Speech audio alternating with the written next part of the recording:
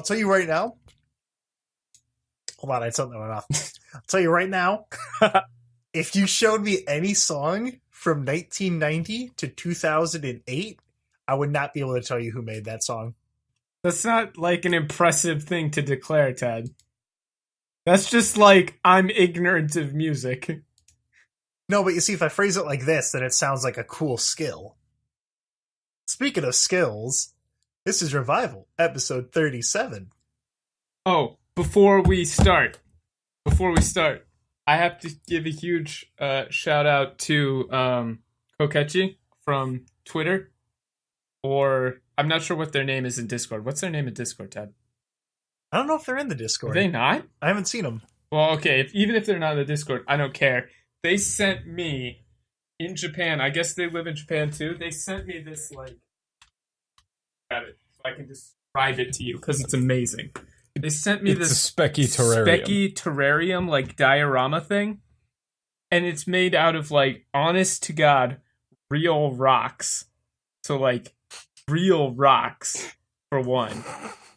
But it's, and like, that's not the impressive part. It's got actual algae and stuff. It's got like moss and like animal bones and a cicada skin, and it's all set up and it looks like an actual fucking forest scene.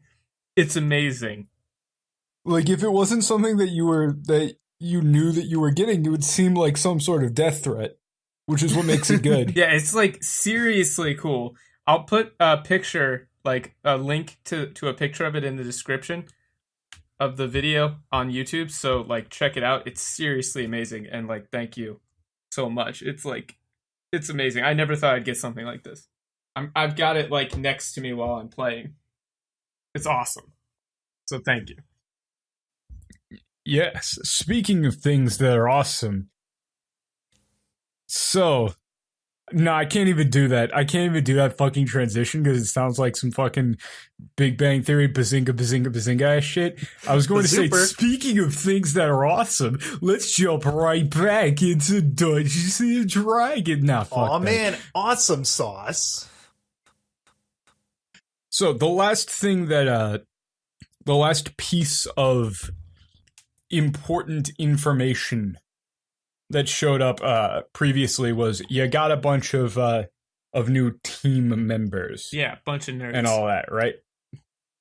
Okay, one second. This is where the fuck?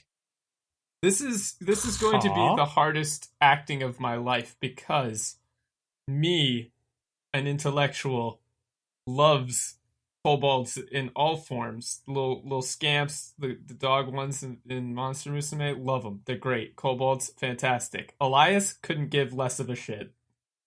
If there's cute kobold shenanigans going on in the game, it's gonna be really hard for me, an intellectual, to not be like, oh hell yeah, kobolds. Well, Elias, it'll be easy for me, a real dungeony. That's what we call ourselves in the D&D fandom. Cut this. Call ourselves Cut this whole dungeonies. part. Yeah, my notes from the last time I wrote them down didn't save them, but luckily I had a backup. So I don't have their names, but I have like yes, that's what I was getting to. I have the names. So you guys all, as it ended, you guys were all having a send off dinner with the congregation and Lazarus and everybody. I believe there was pecan pie. But during this dinner, you guys are going to learn a bit more about your new teammates here, right? The Dragonborn, your Dragonborn Protection Squad. So, to describe them in a bit more detail, they are Veroth and Balak Troll. Veroth, the red one, is approximately middle-aged, very serious, didn't refuse to even eat food until you told him it was okay.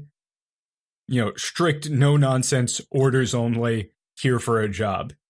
Balak is his brother, who is younger than him by, 20-some-odd years. If you ask them about this, the only thing that either of them will say in unison is, our father lives an interesting life. He's fairly jovial, but only towards Veroth. He seems to like pissing him off. If you ask him to do things or give him instructions, he'll follow them to the letter. Then going down the table towards Elias and his new PhD student squad, the halfling, who seemingly cannot stop himself from reaching across the table, inspecting everything, and annoying everyone in the general vicinity, is Brandel Bright. That's my boy. He will not shut up. That's my boy. He's majoring in alchemy and does not seem to realize that it is not acceptable or appetizing to be talking about weird arcane formulas involving various viscera and stuff at the dinner table. A single tear of joy slides down Elias's face as he's no longer the only weirdo here. The elf who is the female elf who is spending most of her time between staring at Specky as Specky steals scraps from the table, things that fall, and staring at Patton, is Mavala Ellenheim, who is majoring in artifice. She was just carrying that. She was carrying that big old suitcase for Brandel because, as Brandel says, "What do you think? I could carry that? It's way too heavy for me." She's very, very awkward. She seems to get fixated on things and kind of zone out. She has a long... So I should describe what they look like a bit more for all of them. Veroth is wearing a very decorated, large plate armor, black, with a red, half cape going across one of the shoulders, and a large shoulder guard on the other, and he has a rather massive bastard sword on his back. Balak is wearing just regular clothes, like a nice shirt and some jeans. He has armor, but he doesn't seem to be wearing it at all times. Balak also has quite a few decorative piercings and things like that in his little hair tendrils. They're both quite large, though. They're approximately the same size, same height. Very, very large. One of them green, or one of them was red and blue, was it? Veroth is red, Balak is blue. They're half brothers. Brandel is, a halfling with so sort of he's short? Messy. Yes. With messy, long brown hair tied back into a one of those annoying man buns, just ostensibly to keep the hair out of his face and not for any actual stylistic reason. I thought we could be friends, but it's not going to work out. Yeah. He's wearing clothes that it seems like he's been wearing for a while. Pretty worn out and ratty. He doesn't seem to care much about how he looks at all. Sort of mousy features.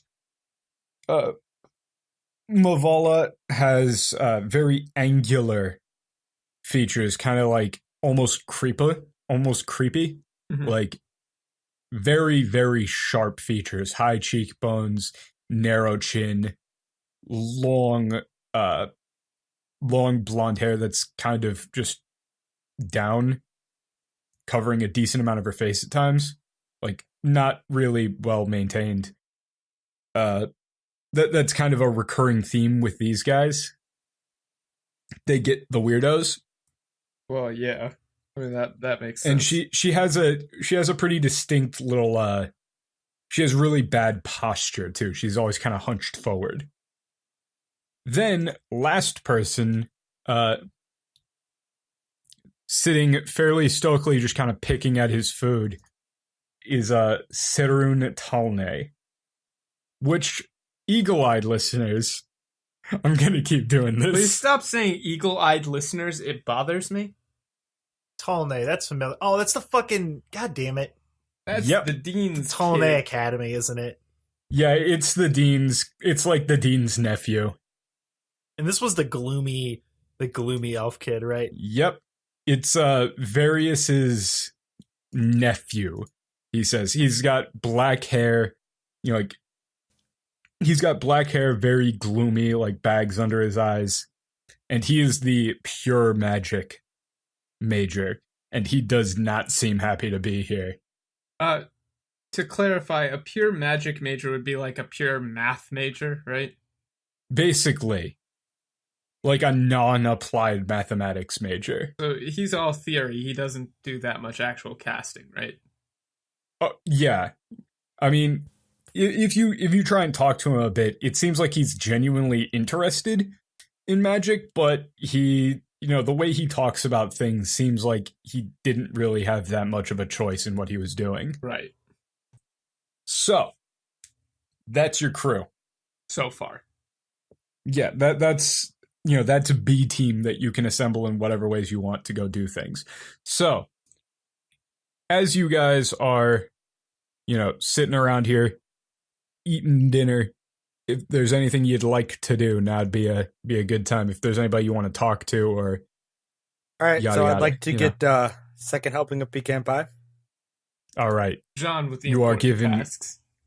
You are given a second pecan pie. Hell yeah!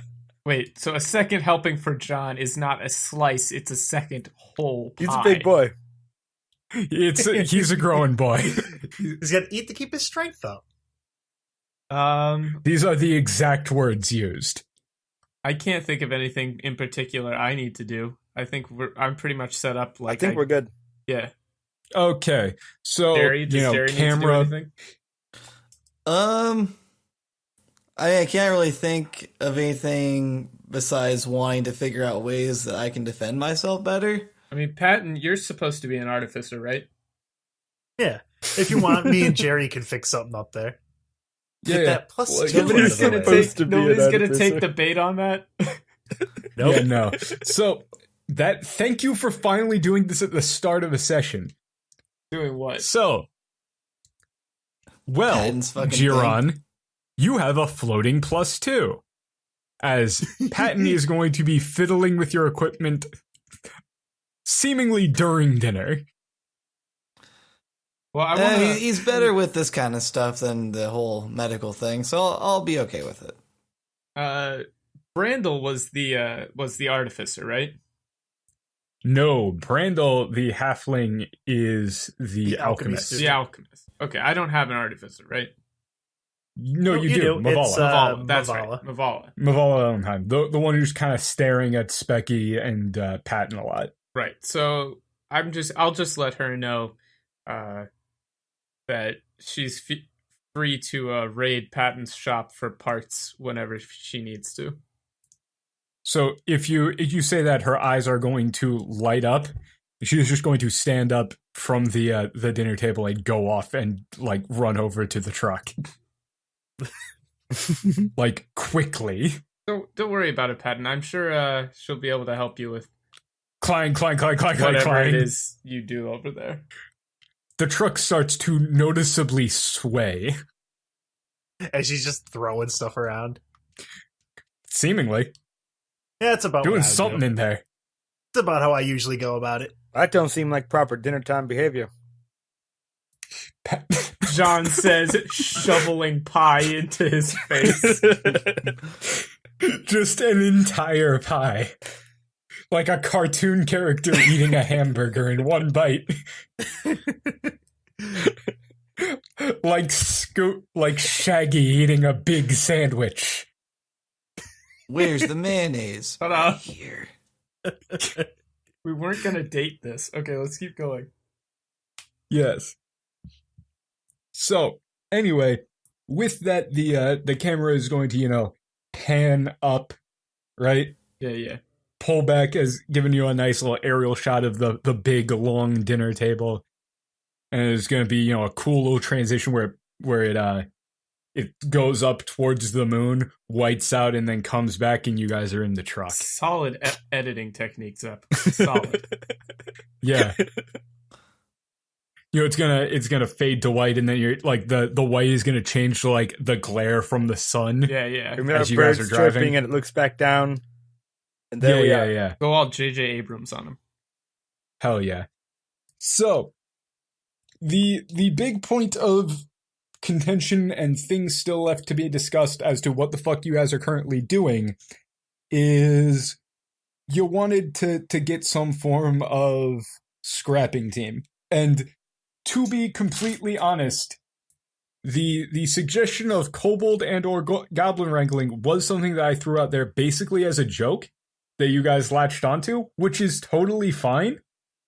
Like, y'all can, but you do have to think in character, is it something your characters would do? If so, sure, go for it.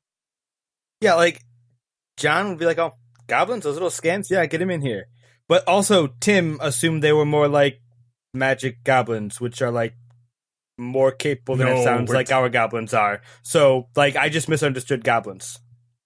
Yeah, there is, like, when you say goblins, it ranges between, like, Magic the Gathering, is it Technomancer, like, kind of smart goblins, to basically, like, standing upright feral dogs.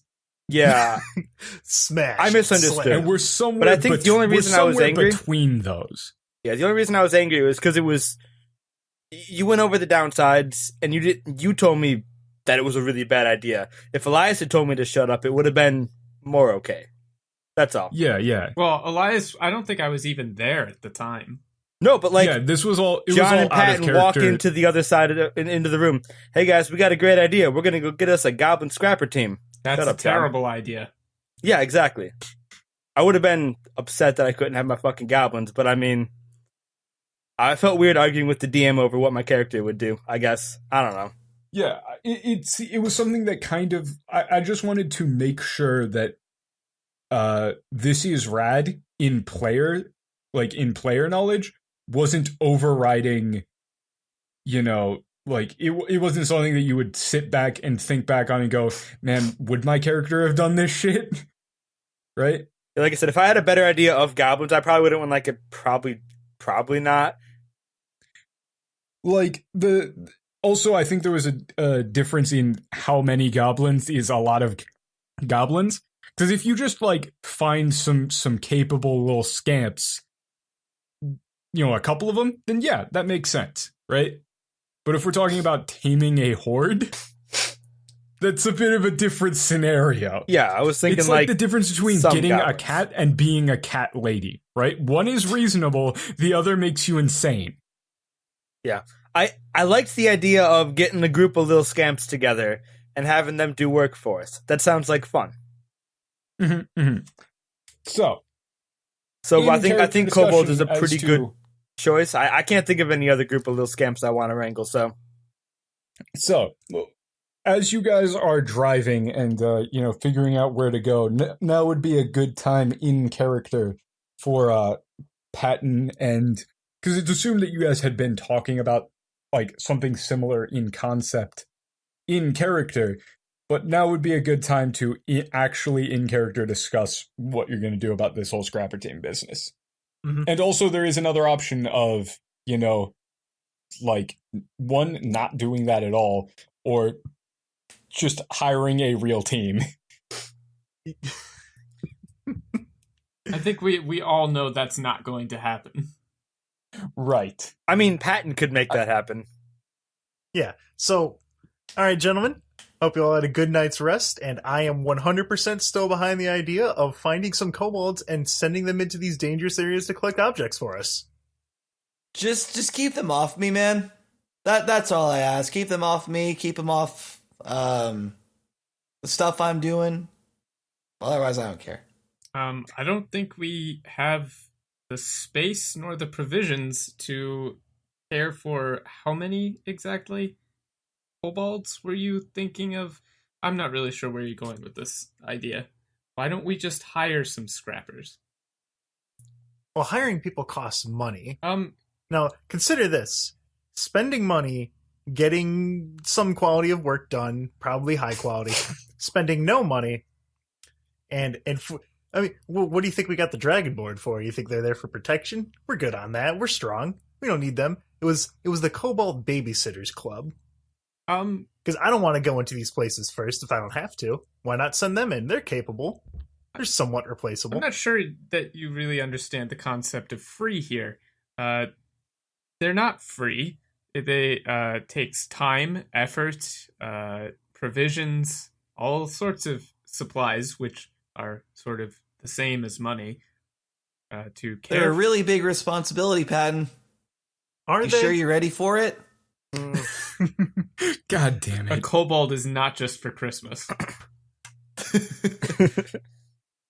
The biggest advantage to these little scamps This would is all be predicated that- on the idea that you can even find them. That's true. Okay, let's take a step back. Do we even have any idea where we might find some kind of kobolds? I don't know if there's. I mean, you're the Somebody, biologist. anybody Elias. who wants to roll me perception. Okay. Shit, All where are right. my dice? Hold on. I might have misplaced my D12s. Ugh. Throat hurts today. I got 15. 15? I got an 23. 11. I got a 13. 23. Right. 23? Yeah. Right. So, what was the next highest? 15. 15?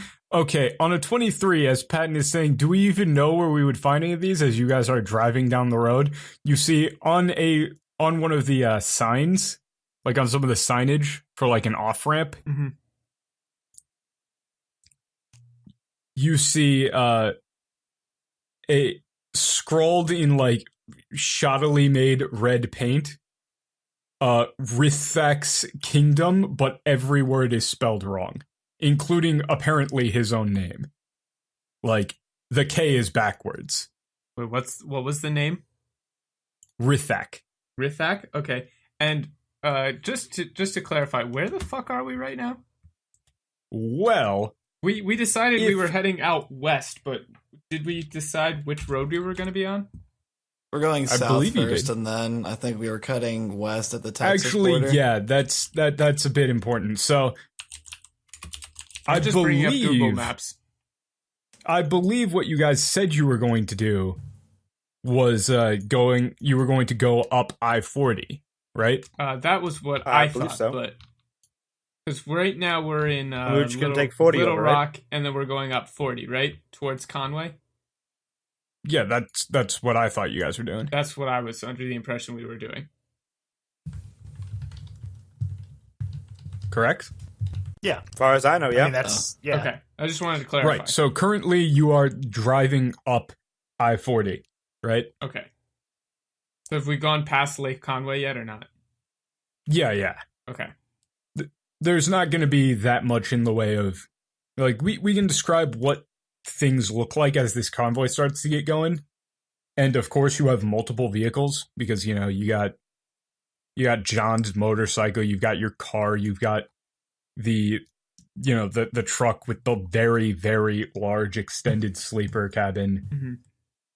and the whole the whole trailer, which you've more or less furnished, right? All right. And these things are gigantic. So they're, the truck bed that you've furnished has, various little like tool sets and things, like their workbench and some alchemy tools and stuff like that, right? Mhm. Little meeting table, stuff like that. So you've been on the road for a bit, but it's still, the first day. But yes, off of one of those little off ramps, All right, because I was looking at you see places along the way, Rithrak's kingdom, and and the first K is backwards, and it's spelled KING without like the little hook. It just kind of looks like a backwards P, and DUM. because I was looking at places that we were thinking of going or stopping along the way. Mhm. There was the University of Central Arkansas, which is like right on the way. Ooh. And I didn't know, because if there was like, because I have a bunch of new students, so I figured if any of them wanted to get books or look at like their lab equipment and stuff there. That's totally legitimate. So, yeah, we can just say that you're getting up towards that general area. All right, because I was thinking maybe that this kingdom was maybe near there. Yeah, definitely. Sure. All right, so because if that's along the way, then I want to stop and go through their laboratories and like library and stuff. All right, yeah. That is actually kind of the general area that when I looked at it, I was like, yeah, that's the spot that would make sense. All right. Well, so a university is a pretty good place to set up as like a little base if you're a bunch of kobolds. Everything. There's like food places, there's big buildings, there's open grass. Yeah, there's a giant kitchen that's outfitted to feed a large number of people. There's a Papa John's pizza. Hey guys, can we stop there? Sponsored by Papa John's Pizza. Dude, can you imagine if we were sponsored by fucking Papa John's? Papa John's is the most smug pizza mascot. It's just second. It's just me. Well, I would say this the second on the smug tier list is definitely the Noid. Well, because he went from ruining pizzas to being the mascot of pizza. And then he got removed. He got removed because there was a pretty crazy incident with the Noid.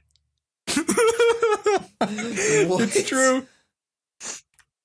We're not talking about Noid lore on this podcast. No, so Dan, I have a new D&D character I want to talk to. His name's the Noid. God, all right, we're turning off. So much. First things first, okay? Yes, you see, you're like, I don't even know where we would find kobolds, and then Elias just goes, like the off ramp to go to this university is now scrolled out with Rithrak's kingdom. Yes, so I would like to take a look at the University of Central Arkansas. You bastards. Well, do you want to know why I'm calling it that? Because there's no reason for the characters to understand the linguistics of naming structures in fucking America. Yes. You get it. He understands. I mean, I'm sure the pronunciation was written down somewhere. It wouldn't. Wouldn't? You'd have to find a video of somebody saying Arkansas. But it makes sense because Elias hasn't been on the rock for long enough to find these little corner cases. Doesn't that just piss you off? Bastard. Yes, it does. I knew you would hate that, which is why I'm doing it. It's completely in character. God, it is. Well, I ain't gonna correct him. Right. All so right, let's go to the University of Arkansas. Yes, a look at the University of Arkansas's. That's difficult to say. University of Arkansas library, and Patton, I believe they should have some manner of laboratory equipment, things of that nature, as is normally held at a university. As he points it out, you can see the off ramp. Yes, that's very clearly the writing is too good to be goblins and too incomprehensible to be anybody else. The perfect level of stupid. If it was goblins, they would just have a bunch of skulls on it instead. Yes, so I believe that makes a quite logical first stop. I'll inform my students if they need to get any gear or books or things, provided it hasn't been picked clean already, but... Right, so things that you should know for where characters are, you have several vehicles following you as well. Like, Dr. Robo isn't just in the trailer right there. She's following behind in like her own decently large little like cargo van. And sitting passenger in that cargo van is Alonso, who looks... If you look back, you can see Dr. Robo talking and Alonso looking very troubled. I assume we all have radios to contact them and things like that, right? Yes. All right. So I I'm hope just so. going to. I'll radio back to. I'll radio back to Alonsa. And where did you say my students were? Your students are in the trailer. Oh, in the trailer with us. Yeah. All right. They're in the main cargo area, which is also where the Dragonborn brothers are, All right. So as they're kind of on guard duty. right. So and we're in the truck cab, I assume. Yes. Okay. Which is connected. It's easy enough to get between the two. All right. So I'll walk back to the trailer to talk to the students first, and I'll tell Patton to ring up Alonsa and Dr. Robo Mhm. to let them know that we're trading off. Mhm. All right, Okay, all right, so I'm gonna as walk you to the back. guys get on that little off ramp and drive down, this place is relatively like well preserved, right? This is very clearly a town that mostly burned down, Mhm. right? And as you pull up, you can see the university and a lot of the buildings are burnt out as well. But primarily around the university, as you start to pull up, you also see rather makeshift, rickety, like rope bridges and scaffolding between all of the various little buildings, right? Which really doesn't seem optimal considering how far apart everything is. Is there some reason they're staying off the ground? Maybe. Can I roll perception to see if like the plants look fucked up or something? Sure. Or actually, let me get just nature for like the general lay of like the plants and stuff around here. Okay. To see if there's like big The other ass thing animal is- tracks or some reason like they're staying off the ground. That's a 1. Nat 1? Yeah, not 1. Mm-hmm. Nice. So, hang on 1 second here. Oh, that's good. Hang on So- a second on the nat 1. So, as you guys are pulling up, the first thing that you see, actually, let me think about what route would make the most sense for you to go down if you were getting over here. You would probably need to take. But you'd go down, you turn off 40 onto Dave Ward Drive, and then Dave Ward Drive Yeah. to. So the first thing that you would see is this big, like track field as you start to pull into here, as well as like these various sports fields. Yeah, the first They're security fairly field. overgrown, right? Yeah. As you're starting to pull in, there's actually not that many like ruined cars. It's fairly sparse. Mhm. Getting back to the nat 1 that Elias rolled, Uh-huh. right? You are, as you see these like rickety scaffoldings between the buildings, many of which actually just kind of drag across the ground, Mhm. because it looks like they tried to set up some sort of like thing between the buildings, but they're really spread out pretty far Yeah. and not very tall even. Mhm. Like it's not an area where you would need this sort of thing. Right. Looking at the plants and everything, you can't see anything that would alert you to this, but you have a gut feeling that there is some sort of problem with the general environment that would make you not want to set foot onto the main ground. Right. Okay. Well, I'll just let everybody know that there's you want to stay on guard. I mean, something that's a problem for kobolds might not be a problem for us, but like a big problem for Right. kobolds might not be a big problem for us, but it'd probably still be annoying. Right, so you're probably going to instruct your students there to like not step on the grass or something. Yeah, just stay off the grass or be more careful. Take some samples before you set foot. Yeah, when he's saying to keep an eye on, is that good enough for me to roll perception? I don't want it to feel like, oh, that character failed. Sure. Well, now I'm gonna roll, and then John roll. No, and then Jared yeah, roll. he's rolling Yeah. nature. You're rolling perception. All right. I rolled 18 plus 11, which is 29.